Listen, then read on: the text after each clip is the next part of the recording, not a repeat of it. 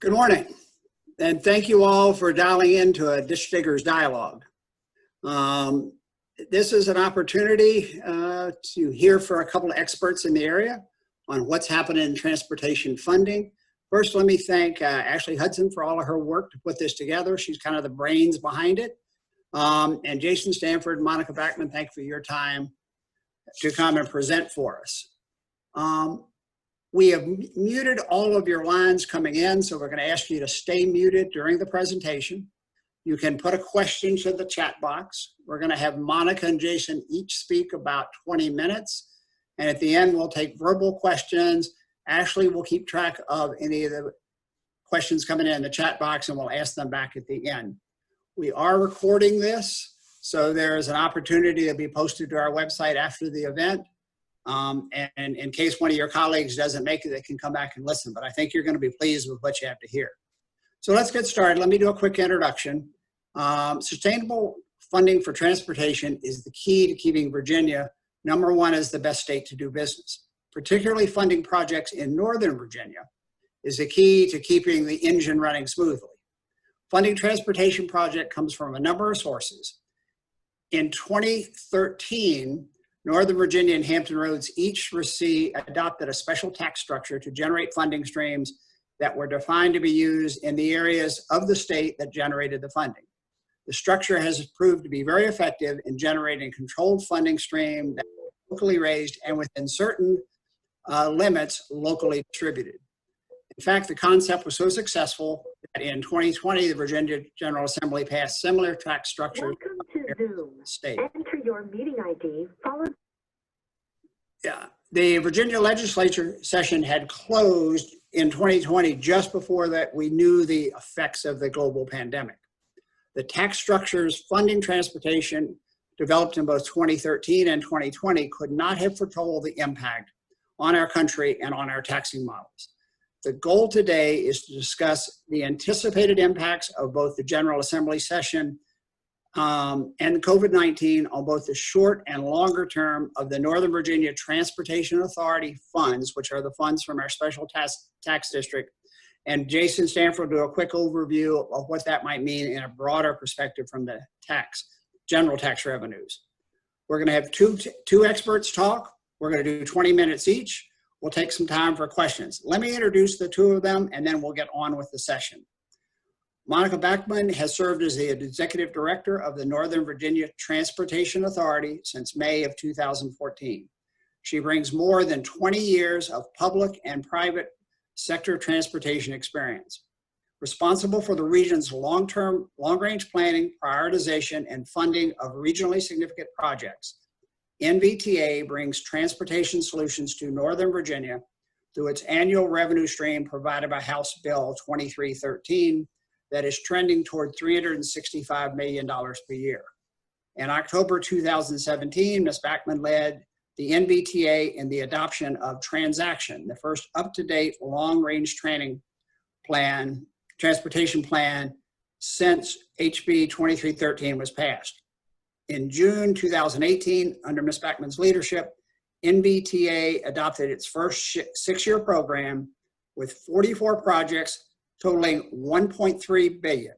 More recently, in July 2020, so just last month, the authority adopted the plan for 2020 through 2025, and it's the authority's fifth program and the most competitive to date.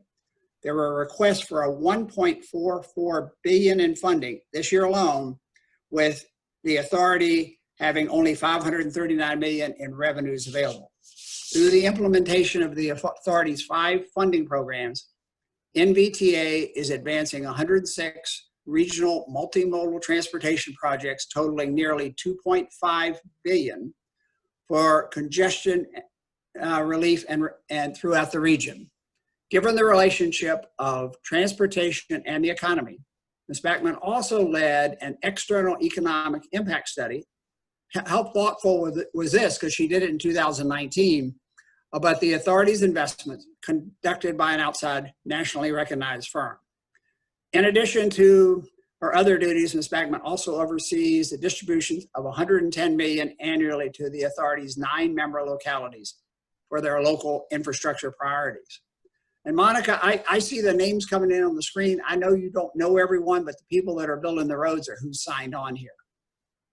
Let me talk just a minute about Jason Stanford and we'll get started. Jason Stanford is the Executive Director of the National Northern Virginia Transportation Alliance. He oversees the day-to-day operations of the Alliance, including the long-term planning, transportation, policy analysis, advocacy, and community outreach. Before leading the Alliance, Jason spent 6 years and 7 legislative sessions as a chief of staff to a member of the Virginia House of Delegates. During that time, he worked on numerous public policy issues, including multimodal transportation, small business economic development, sustainable energy infrastructure, and housing affordability. Jason is focused on applying his expertise in the General Assembly to unite regional stakeholders and prioritize key transportation projects that keep the region moving forward for decades to come. And I might add that HCCA and a number of people on this call are also supporters of the Alliance. So with that, I'm going to turn this over to Monica. Remember, you can type a question in the chat box and keep yourself muted until we reach the end of the presentation. Monica, off to you. Well, good morning, everyone, and thank you for having me here. I do want to thank each and every one of you because I know that it was a lot of your hard work that led to the passage of HB 2313, which is the authority's revenue stream. That's where Ken noted that's where we get our revenues from. I want to thank Jason and all of you who are members of the Alliance because you worked with us consistently and repeatedly. As you know, in 2018, 2 of our 3 revenue sources were diverted to get to some of the state of good repair issues for Metro. But in this 2020 session, we were able to secure $50 million in restoration of our revenue. So I do want to thank everyone for working with us on that. First slide, please. So 2 of the authority's primary responsibilities, and Ken noted this, we are to develop and update the long-range multimodal transportation plan for Northern Virginia. This is critically important because HB 2313 requires that every project that the authority funds with the 70% regional revenues, and I want to say 70% because 70% of the revenues we receive from HB 2313 goes to the authority for regional transportation projects, and 30% goes back to the localities in which the taxes and fees are raised. So with the 70% revenues, every project that we fund must be in our long-range transportation plan. No exceptions to that. So to date, we have about 4, you see 3 here, but technically we have 4 transaction plans. And the one that was adopted in October of 2017 was the first since the passage of HB 2313. We had about 352 projects in that plan. And again, these long-range transportation plans have a 25-year horizon. We understand 352 projects. The total cost to implement every project is about $47 billion. We don't have $47 billion. And that doesn't even take into account operating costs. So that just gives you an idea of where the needs are versus the funding available.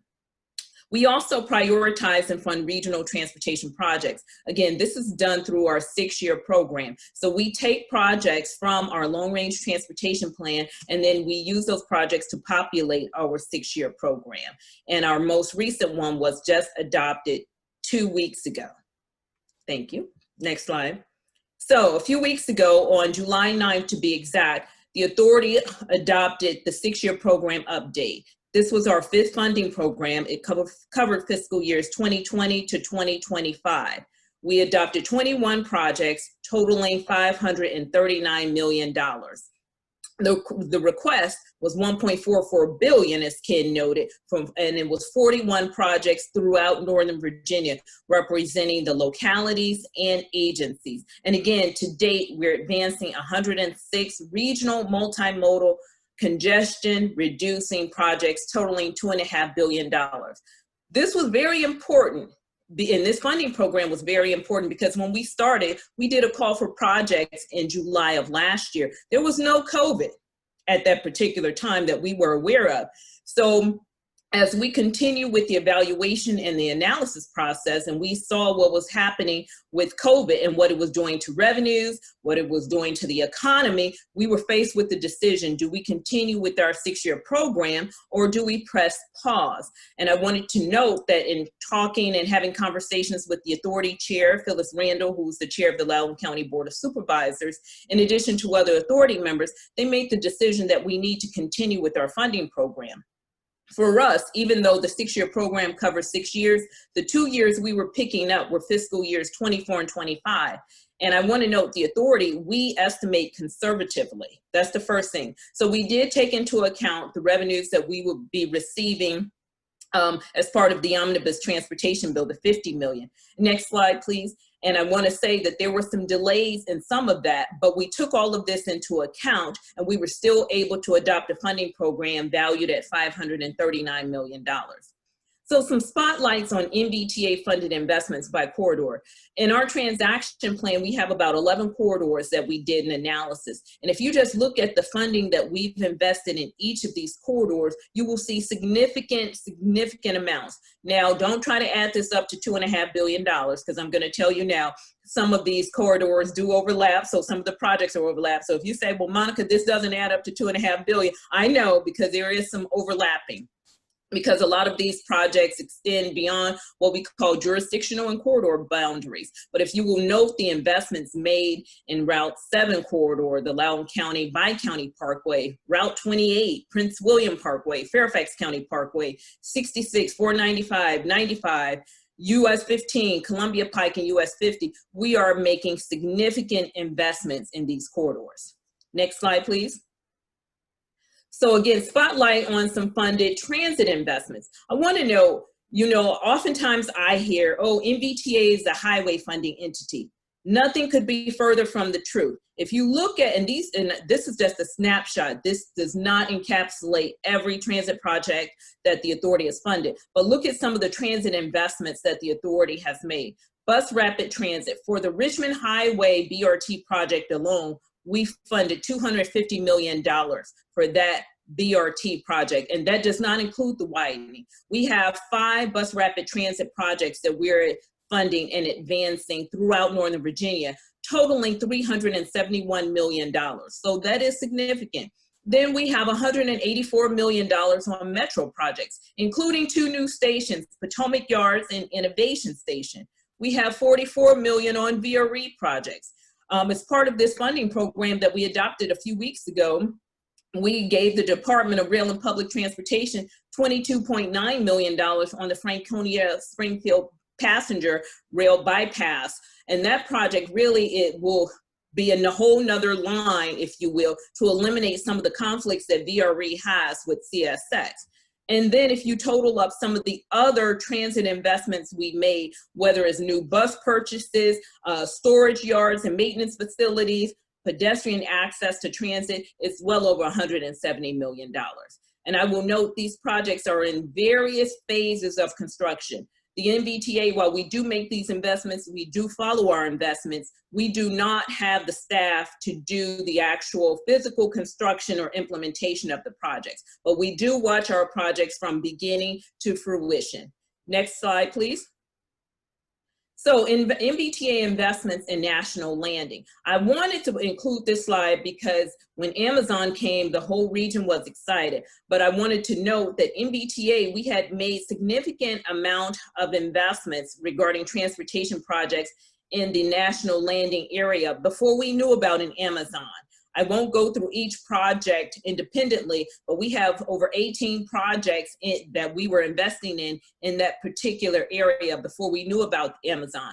We did that because our model showed us and told us that this was an area that was going to be heavily populated and there were going to be commuting challenges in this area. So we needed to make investments to ensure that we're alleviating congestion. And if you look at some of these projects, you will note there are no single highway projects, no single transit projects. It's really a multimodal solution regarding investments in the national landing area. Next slide, please. So in the 2020 Virginia General Assembly session, I wanted to know, as I touched upon a little earlier, The authority is receiving 50 million of the 102 million that was diverted into Metro back in 2018. So we're going to get 50 million of that back. But due to COVID, we did have, or the General Assembly did amend some of the revenue implications because of COVID. So what that meant for us was the $30 million in grantor's taxes that we were to receive is delayed until May of 2021. The 20 million that we get statewide money will start July 1, and the Commonwealth has told us that they will pay that money on a quarterly basis. So the 30 million is delayed until next year, May of 2021, but the 20 million is still coming in. But again, and I wanted to know, we were able to adopt a funding program totaling 539 million, but COVID did have impacts to the authority's revenues. We saw an estimated $240 million reduction in revenues due to COVID. And that's for covering fiscal years 20 to 2023. And it covers 20 to 2023 because our models estimate that by the tail end of 2023, the region, the country, if you will, should be coming out of some of the revenue deficits that resulted as an impact to COVID. But I wanted to note, despite COVID-19 impacts on revenues, the authority is able to continue the funding programs, and not only continue the funding programs, but honor every previously funded project. So that's important as well. We did not have to downscale any project that we previously funded. We did not have to delay any projects at this time. So that was something that we wanted to make sure that we were able to honor our previous funding commitments in addition to advancing a new funding program. Next slide, please. So we did a study with AECOM. We contracted and partnered with AECOM to conduct an analysis of travel behavior and changes in travel behavior due to COVID-19. And the goal was to explore some impacts to operating conditions and future transportation project investment considerations. Because again, for us, every project that we fund must be in our transaction plan. And I will note, back in January, we did a kickoff to the update of transaction. Transaction is updated every 5 years. The current one was adopted in October of 2017. It takes us as a staff about 2.5 years to get to the place that we're seeking authority adoption. So we did do a kickoff earlier this year. So we wanted to explore impacts to operating conditions and future transportation project investment considerations. And what we asked and what we conducted were some scenarios and impacts that analyzed plausible and possible future scenarios, not intended to predict the future or imply any reference or preferences, but we wanted to look at some scenarios that could be the output of COVID-19. So the scenarios developed were based on policies, travel choices, and behaviors. Then there were the transportation impacts. Potential impacts assessed using transaction model and mobilytics. And then the results. The results will inform us, the region, the authority, on potential short-term policies and future transaction analysis. Next slide, please. So one of the things we noted, what were the impacts on transportation analysis? One thing that came out of this evaluation, if you will, and this is a national trend, of course, everyone, or I won't say everyone, but a lot of the workforce was working from home. The question was asked, and this was done, this survey and study was conducted by Heart and Mind, which we contract with to do our benchmark surveys. Are you currently working from home? 53% of respondents said yes, or 47% said no. Then the question was asked, thinking of your job before the coronavirus outbreak, how often were you able to work from home? 12% said never. 17% said before they did, but it was only less than 25% of the time. And then you had 12% saying it was 26 to 50% of the time, and the same 12% saying, well, 50% of the time. So again, COVID really changed the dynamics regarding being able to work from home. And again, we emphasize working from home as a way to help relieve congestion, but COVID really highlighted this. Next slide, please. impacts on the public transit. And this is a national trend. And we all know this, we're hearing this constantly, that public transit lags behind car trips. And that is something that we are really, really monitoring, because at this particular time, COVID has created a concern, if you will, regarding the usage of public transit. So if you look at the darkest blue bar, that bar is the trips by car. And if you note, it says next week, next month, 2 to 3 months, 4 to 6 months. We did 7 to 12 months, and then more than a year. Now, this survey, this questionnaire was taken back in April. So we do intend to go back and do a reassessment. But if you note, the green line says trip by plane and train. So there, we're seeing some increases in the 7 to 12 months or more than the year frame. And we're seeing increases in the trip by plane and train and the trip by car. The darker or the lighter blue line is public transportation. That line, you see an uptake towards the 7 to 12 months and more than a year time frame. But what it's telling us is that the public transit usage is going to lag behind car trips. And the question was asked, when are you likely to do each of the following? I think as we get through this pandemic, hopefully we'll have a vaccine towards the end of this year, the confidence of everyone will begin to rise regarding using public transit. Next slide, please.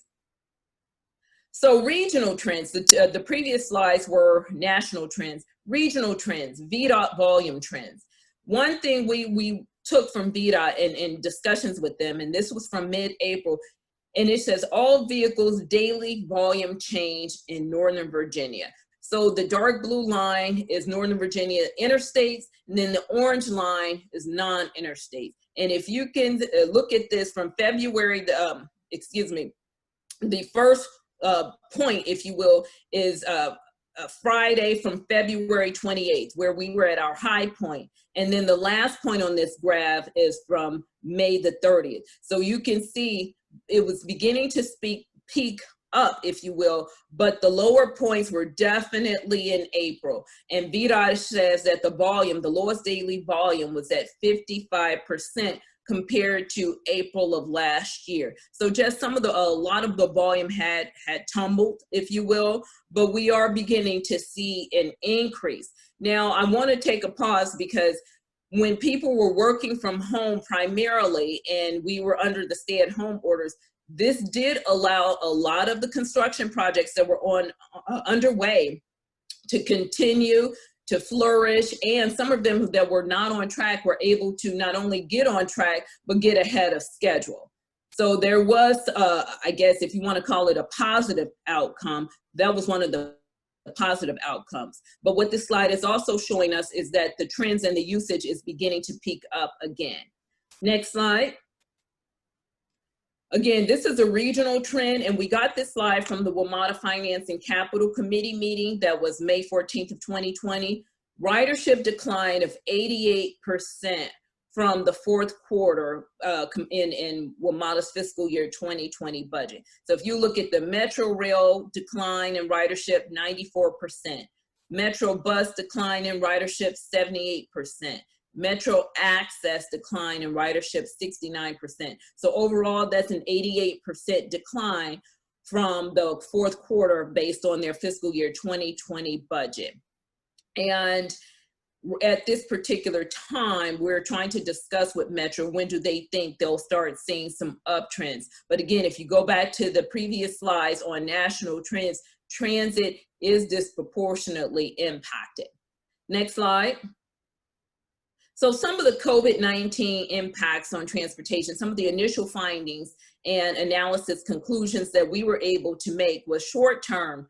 The majority of the changes occur within the first 18 months and level off around June of 2021. And when we conducted this study, we're also talking to the business community. We're talking to economic development entities, just trying to get an idea of the trends that they're seeing. But again, the majority of the changes occur within the first 18 months and level off around June 2021. Then there's the new normal. teleworking and economic impacts result in traffic volumes and transit ridership that don't fully recover to pre-COVID levels. I'll say that again, traffic volumes and transit ridership that don't fully recover to pre-COVID levels. Why is that, you may ask? We're hearing from some businesses, not all, that, hey, this teleworking worked for us, and we're rethinking our plan regarding having brick and mortar offices.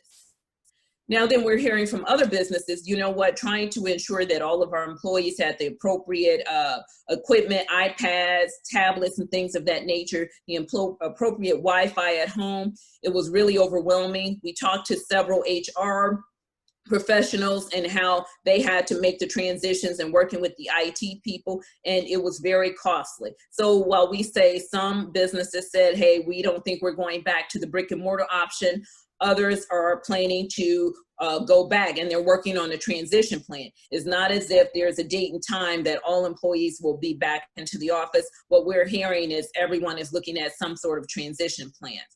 The second bullet, significant reductions in time spent traveling and time lost in congestion.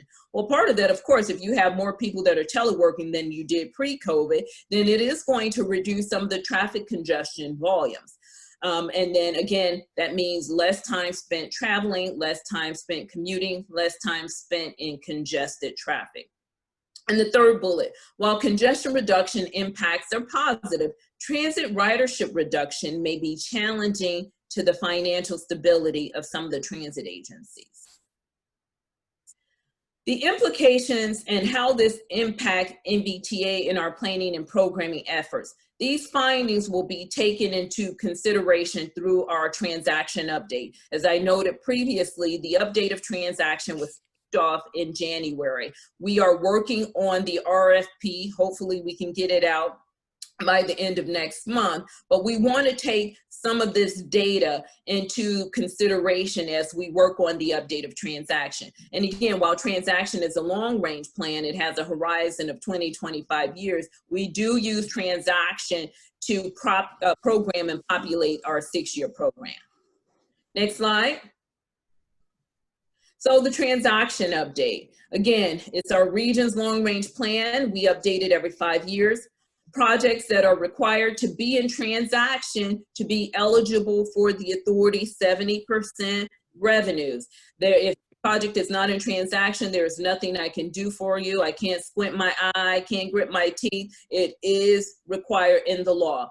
Again, the current update or the current plan was adopted in October of 2017. We did a kickoff early this year, and we anticipate updating or adopting the update in the fall of 2022. And again, that's 2 years out now from now, but the time goes quickly.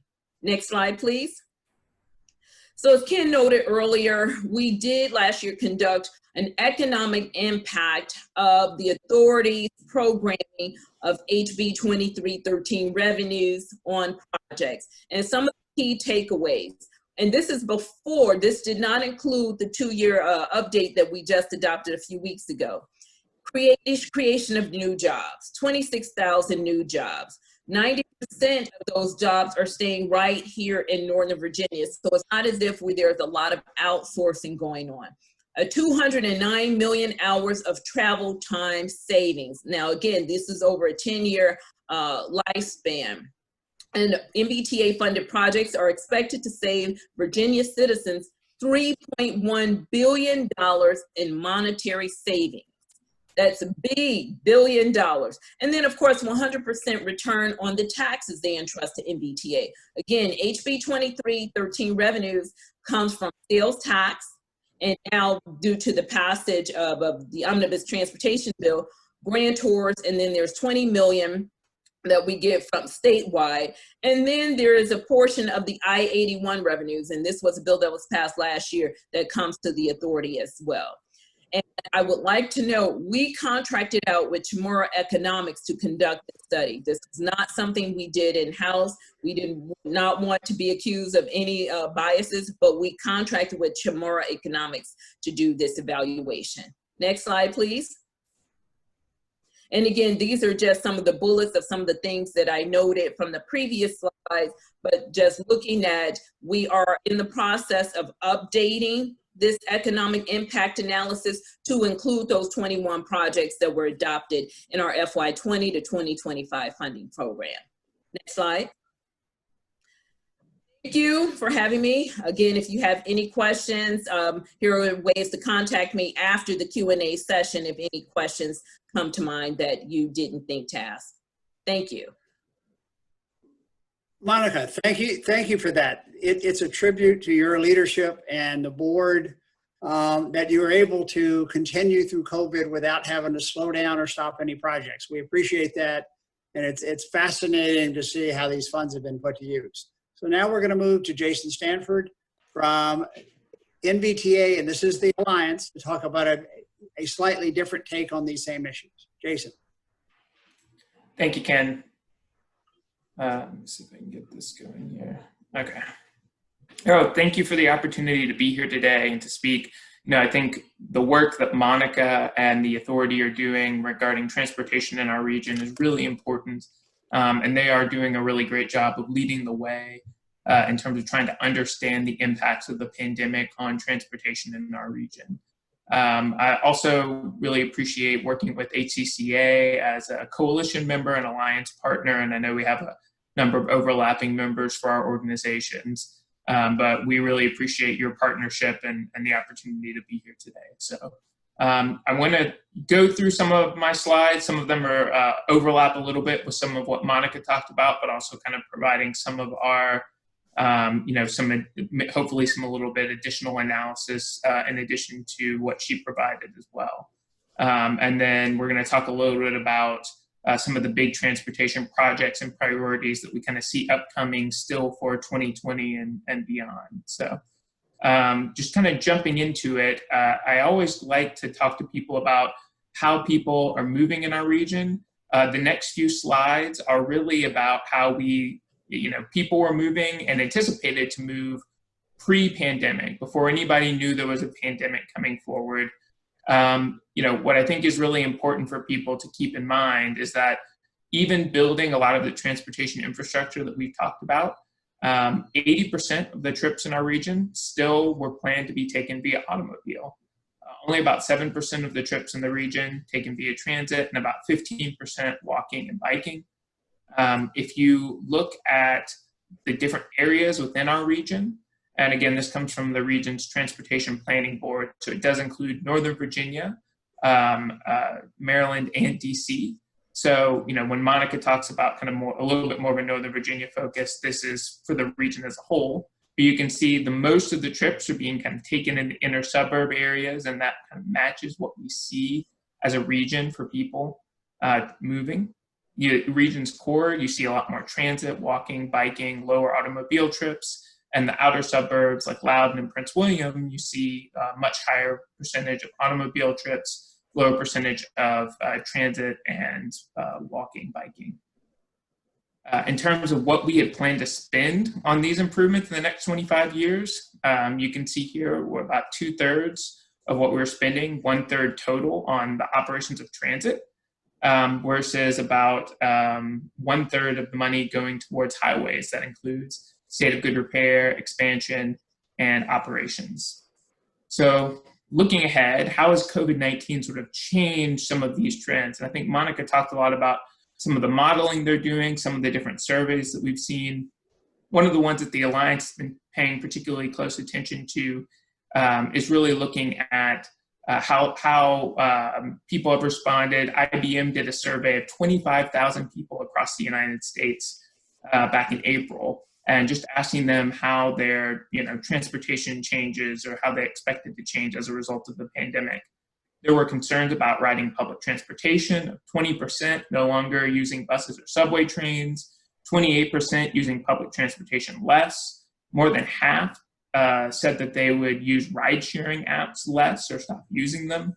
And then also Jones Lang LaSalle, JLL, did a study in June that looked at business survey.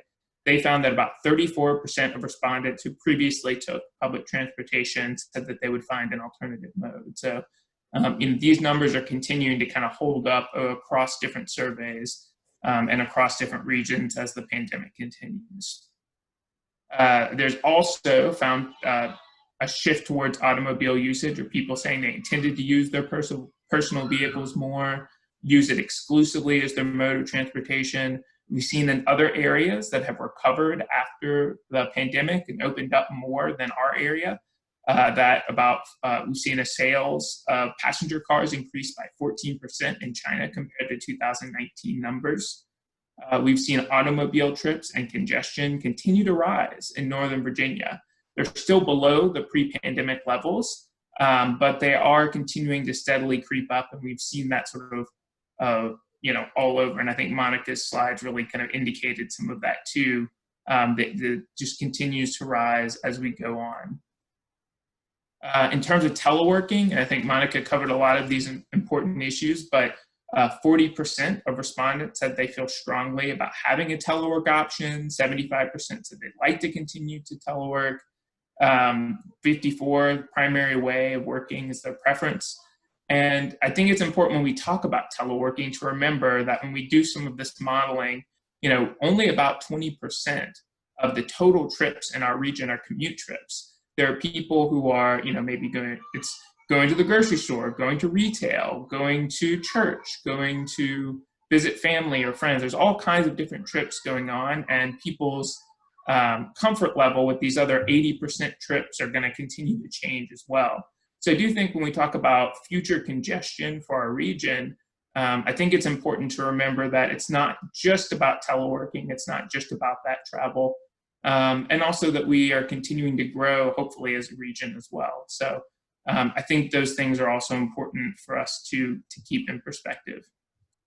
Going to the study that Monica talked about in terms of people moving, they looked at 4 different scenarios, a quick recovery, an active transportation where people are moving around a lot more, second wave, so if we had another big wave of infections and cause another shutdown, or cautious recovery, people are really cautious about going out, and we see a prolonged period of teleworking, job loss, school attendance. These are all the different assumptions that they put into those different scenarios to get some of the numbers that Monica spoke about.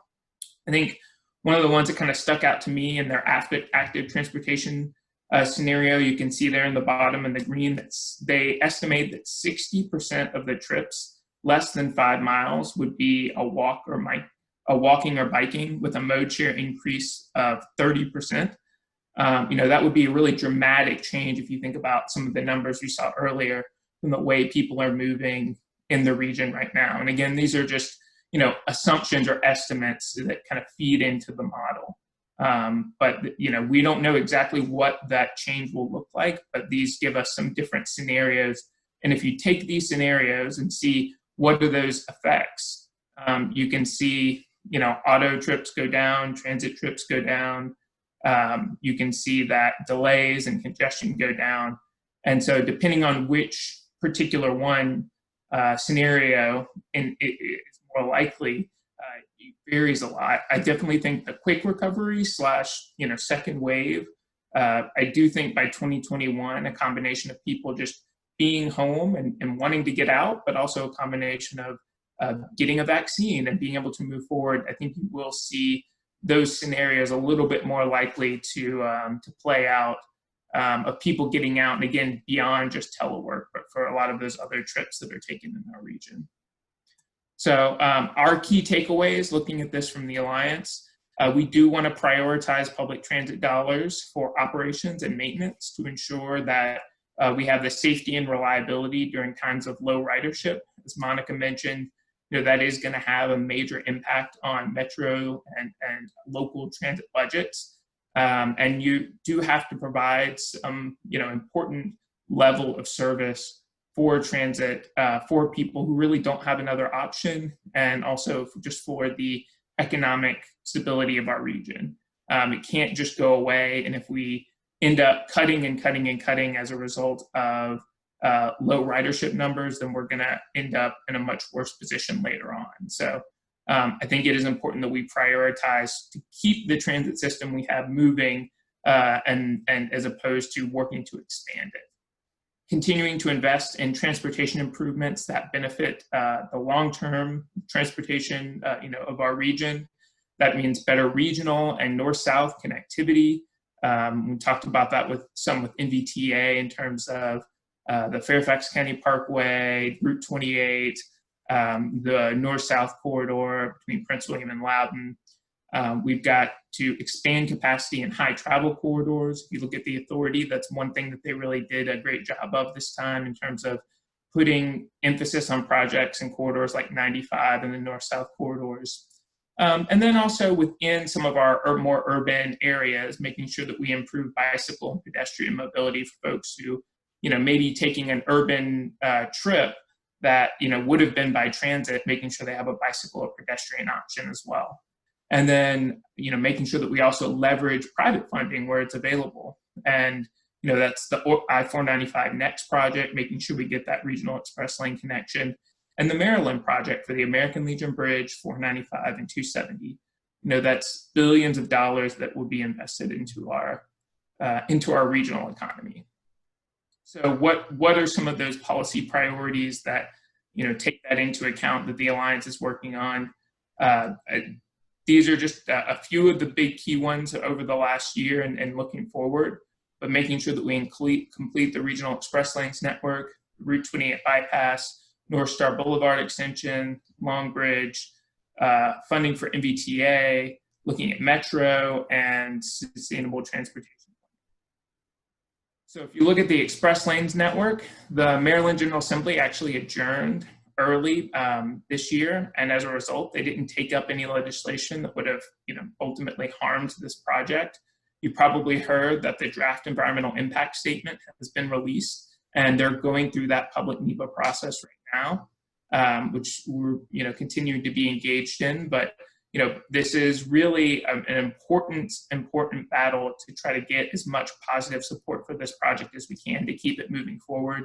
They've listed 4 companies that have submitted or are now also on the short list and moving forward through that process. But it's really important that Maryland, continue to do this. Why? Because as you can see here, just like what Monica showed in Northern Virginia, Maryland transportation and traffic is continuing to go back up. Every $1 billion spent on a transportation project creates about 10,000 jobs per year. It only is going to cost money for Maryland, this project, if we stop now. Otherwise, the private partner is going to pick up the cost of the study. In the DEIS, they actually showed there's a small chance that it would cost Maryland money, but there's also a really good chance that Maryland could end up with billions of dollars of extra revenue as a result of this project that could be used for other transportation improvements in the region. And then, as I said, traffic's already going up, the study's moving forward. And so it's really important that this continues to move forward and is really a top priority for our region. And at a time when our economy is struggling, injecting this, $9 to $11 billion of private funding is really important. Looking forward on Route 28, you may have heard a few weeks ago, the Prince William County Board of Supervisors met to endorse a location for the Route 28 bypass. You can actually see here, last year we supported and we got the $200 million as a part of the $355 million road bond. And this photo is actually taken from that effort on Prince William to identify either Route 28 widening or the Route 28 bypass, as what that money would go towards. And it still got overwhelming support. The bypass is by far produces the greatest benefit at the lowest cost for Prince William. And it's really about the long-term benefit. It's the benefit not just this year, but in 2040 in terms of the continued growth and expansion of the region and the need for the north-south travel. So we generated over 50 letters of support to the Prince William County Board of Supervisors. Thank you to Ken and your members for playing an important role in that process. We have 20 plus regional business and civic organizations in support of the bypass and testifying during the public hearing. Unfortunately, because the supervisor whose district this improvement is in was away on vacation before the vote, she requested some additional time to talk with her constituents about supporting or opposing the project. I would say currently the majority of the board is supportive, but as you know, these things are not done until they're done. And so we're hoping that next week the board will take action. They really do need to take action so that they can make sure to keep on track with the process, sign everything that they need to move forward with the regional money. They're going to move forward with design, and it's going to be a 2-year design process that they're going to go through to try to get all of the permits necessary and make sure that they do everything the right way and get lots of community input. But it's going to be the design, then the bid, then the build. So they're going to need to move forward with the location so they can start the 60% design work.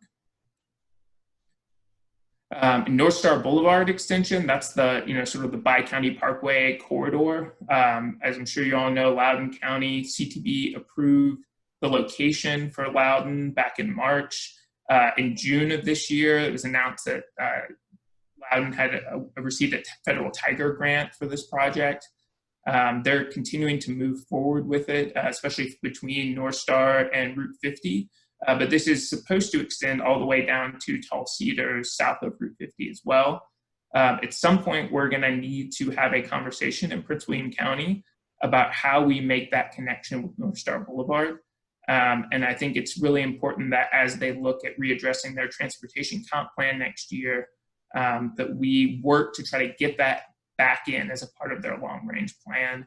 I am working with some stakeholders on that right now in terms of looking at messaging and strategy and coming up with how we can best try to tackle this issue, which I know people have been trying to do for 30 plus years. So if you'd like to be involved with that, make sure to reach out to Ken and let us know, but we'd love to have your help. Looking at Long Bridge, before the pandemic, we had $3.7 billion that was for this corridor improvement. We had $1 billion from Amtrak. We were supposed to get, as a part of the omnibus bill, $1 billion from I-66 inside Beltway toll revenue. That's down 90% right now. DRPT received $23 million from NVTA, as Monica mentioned, for the Springfield flyover. There's also, we were hoping to get money from DC and Maryland as a part of this project. I think given the current fiscal constraints, that's going to be very difficult at this point. In terms of the phasing of that, you can see the actual bridge originally wouldn't be completed until 2030. So there's a lot of other little pieces along here in the 4-track improvements that they're trying to continue to push. But the reality is, if funding is down at the state level, it's going to be, and toll revenue is down on I-66, it's going to be very difficult for Virginia to push forward with this project alone. And that it really is going to need to be a bigger regional push. Monica talked a lot about NVTA, but I think a couple of key points. One, the $540 million that was allocated this year, about $320 million of that went to Alliance-backed projects. And also, as Monica mentioned, $102 million a year was diverted. We have a little over $50 million back. So we only have partial restoration, and it's important that we as a region continue to push forward with that. I did pull a couple of these, but Monica talked a lot about, as a result of the new money, and as a result of good fiscal planning by the authority, even with COVID-19 impacts, they were still able to fully fund their 6-year program as well as their next 2 years. And this just talks a little bit about that, but I did want to point out I-81 was supposed to be $20 million. The reality is that's only actually turning into $5 to $6 million based on the current estimates. And so it's not just COVID-19, but that's why you get 50 million instead of 70 million, is because the I-81 money is coming in significantly under. So even with the COVID-19 impacts, we're continuing to move forward with regional transportation funding and projects, and that's what's really important. In terms of the project that the Alliance and HCCA supported, Fairfax County Parkway got funded, Route 1 got funded, Cross Trails Boulevard, Evergreen Mills Road, Belmont Ridge and Braddock Road widening did not receive funding. Neither did Route 28, but part of that is because they didn't have the location determined, so it wasn't really in consideration at this time. And they have the other regional and local funding to continue to move forward with this project this time. Summit School Road widening and Route 1 widening also received funding this year. So we had a lot of success at the NVTA and regional level this year. Moving on to Metro, I was participating in a work group before the pandemic about what they would be looking to do as the next big project for Metro. I'm sure a lot of you have heard of a Roslyn Tunnel project. They were considering some different options. It's hard to see with I-66 toll revenue down 90% and Metro just struggling to stay alive, that they move forward with anything on this project. But it is important to note it is a prerequisite to further Metro rail expansion in Virginia beyond the opening of Silver Line Phase 2. I'm sure you probably all saw in the news, it was released yesterday, WMATA put it out themselves. Paul Wiedefeld was speaking at an event and he said, the CARES Act money is driving up. Fare revenue is projected to continue to be down 90%, and that without federal funds, they're going to be left with a lot of difficult choices at WMATA. At the same time, you're losing regional money from hotel taxes and other things like that. So it's going to be hard for local budgets to make that up.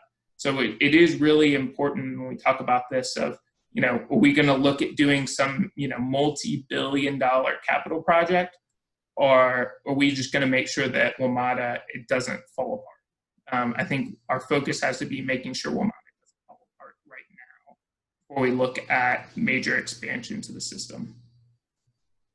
And then the last piece is another one of our success stories this year. After a couple years of talking about expanding, creating sustainable transportation funding and losing funding due to fuel efficiency, legislation was passed this year to increase the statewide gas tax by 10 cents. We did reduce the vehicle registration fee some, which are paid 100% by Virginians versus the gas tax, which is about 80% by Virginians. We also increased the new highway user fee for fuel efficient vehicles and restored some of the money for NVTA. You can see here that goes to things like special projects, repairs, new construction, and transit. At the reconvene session, they delayed the 1% increase in the hotels tax until next year. And as a result, only part of the grantor's tax money would go back to NVTA. But again, we still have partial restoration, and until they do an updated forecast and go back to the special session in August, we don't know exactly what 2021 is going to look like. The good news is, if you look at the June update to the General Assembly money committees, they anticipated for fiscal year 2020 a $5.6 billion transportation funding. As of May, they had $5.4 billion, and in May they got $310 million. So while they haven't released the numbers yet, we should be on track to we shouldn't have a transportation deficit for 2021 or 2020. And 2021 is going to be a different story. The hope is that the new revenue as a result of the transportation bill is going to help that bounce back. In May, transportation revenue, the three biggest sources, motor vehicle sales tax was down 33%, motor fuels tax down 24%. It is important to keep in mind the fuels tax is actually about 2 months delayed. So that impact could be felt for a few more months. And then the sales tax makes up one of the biggest percentages. It was down slightly, 12%, but that seems to be holding much stronger than people initially anticipated, which is great because it's also one of the main sources for NVTA as well. And then one of the other things that came back that I think it's important to look at is sales of automobiles cratered in March and April. You can see they're already starting to return. This is the Federal Reserve using some US statistics, and this is autos and light trucks as well. So we're already starting to see that come back. And if our region continues to open up, you're going to continue to see that increase. So with that, Ken, that covers all of my slides, but happy to take any questions from you or your members about this or Monica's presentation as well. Thank you, Jason. So in respect to everybody, let's open this up for questions. Please unmute your mic to speak, and then remute yourself after you ask the question. If you have to drop off, I understand. So any questions that anybody would like to bring up at this time? Yeah, Ken, Scott with Superior Faven. I was just curious, do you see the transportation, the rail construction projects, if they're going to be focusing that money on operating budgets versus construction budgets, do you see those projects then being put on hold in the next year, 2 years, 3 years? Jason, Monica, let either one of you take a stab at that. Well, You know, I'll start, Oh, go ahead, if you don't Monica. mind, Jason. For us, the authority, we cannot fund operations and maintenance. The law prohibits that. So these investments that we've made, we have 69 million on Potomac Yards, just shy of 80 million on innovation. We have to have an understanding, if you will, that the operations and maintenance funds needed to get, continue to maintain these stations and operate are assigned to the project. At this point, Potomac Yards is under construction, innovation is under construction. I think they're at a point where it's particularly innovation. Pressing pause really isn't advantageous to them. And I would say for Potomac Yards, due to the proximity to National Landing, the same thing. So the cities and working with Metro, if you will, the city and the county will have to come to an understanding regarding the operation and maintenance needs for these stations. Now, having said that, I think the Commonwealth did allocate some funding for the, I know for Potomac Yards as well. Their monies doesn't have some of the requirements that our monies does regarding no funding of operations and maintenance. So I think the projects that are under construction, and this is a long way of saying the projects that are under construction will probably come to fruition. Those that are still on the books, I'm not so sure. Jason? Yeah. Well, and exactly. I think it's really important to remember, as Monica pointed out, the authority is about expanding capacity of our system. And so that they have some, legal protections for that, which is really important. I think when you look at the state aspects of it, the state looks at capital funding as a mix between both maintenance and expansion. And so I think that if you're looking at what the state is doing, I think that's kind of where you'll hopefully see some of that shift. That being said, I'm sure there are folks who are looking at trying to find ways to, do that kind of shift internally at the state level. But I would caution, we had Delegate Vivian Watts, former Secretary of Transportation, at one of our recent events back in May. And she emphasized the importance of not diverting construction funding away from transportation to just operations and maintenance. And I said, I think Monica's absolutely right. You've got the projects that are already moving forward. Those are fine. They should be fine. You've got the public-private partnership projects. We look at the 495 project and say that's private funding, and it could have a transit benefit. So that kind of looks forward to the long term when transit ridership sort of covers as a region. But instead of coming in and starting some new project that hasn't started yet, or two, just until that gets solidified. And I think those conversations are going to be had in the General Assembly about state transportation funding, but we're not sure yet how it's going to play out or what the administration is going to make a push for. And if I do want to add on to that, because Jason really hit the nail on the head. I get a lot of questions. Oh, well, why can't the authority pay operations and maintenance? And the honest answer is every penny could be used for operations and maintenance. These projects do have costs associated with them. And given that the way the code, the language regarding HB 2313 is written, we are for new and increased capacity. Now, the 30% that the localities do get, that money is less restrictive. That funding is less restrictive. And as Jason said, the Commonwealth has funding. But for us, we couldn't sustain our charge to new and increased capacity if there is a competing interest regarding operations and maintenance, because looking at some of these operational and maintenance costs, they are continuous, ongoing, and they are rising. Okay, next question.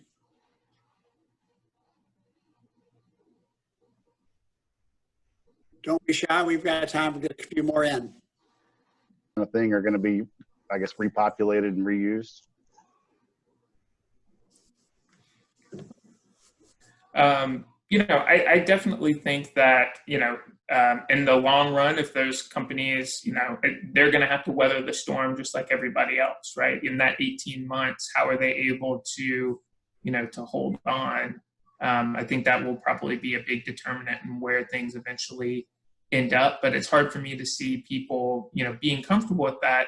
I do think that it's important to remember too, a lot of HOV trips do happen amongst, people who either already know each other and have a pre-existing relationship, or it may be your family. So I do think there will continue to be HOV trips, but in terms of, a slug trip, picking up a stranger, things like that, I have to imagine that people are going to be much less willing to do that until a vaccine is developed of some kind. But I do think it's important to remember transportation is about the long range impacts. We can look and try to guess based on what's happening now for COVID-19, but when you build a road that is a 5-year commitment in some cases, right? I mean, that is about really trying to meet the future growth and demand for our region. And I've been trying to put together some numbers, but if you look at over the last decade, our population in Northern Virginia since 2010 has increased 13%. Since 2009, daily vehicle miles traveled in Northern Virginia has increased 9%. Since 2012, the peak, transit ridership in our region has fallen 17%. So not just not keeping up with population, but falling in terms of real numbers.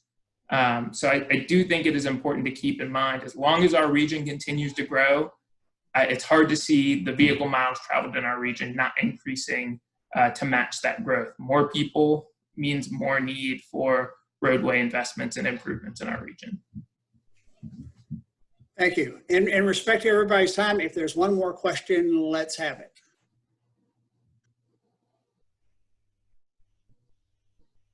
Okay. With that, this was recorded, so we will put this online. It takes about 24 hours before it comes back and gets on the website. We're also going to put the slide decks on our website. I want to thank our two speakers, Jason and Monica, for an excellent presentation. Also note that on August 20th, we're going to have the VDOT Commissioner Stephen Britch is going to come on and talk about the VDOT funding and what the tax impacts. And on August 13th, Susan Salem from Reese Broom is going to come on and talk about the COVID regulations that Doley put through last week. So thank you all for attending. Thank you to our speakers. Ashley, thank you for arranging this. Have a good day. Thank you, Ken.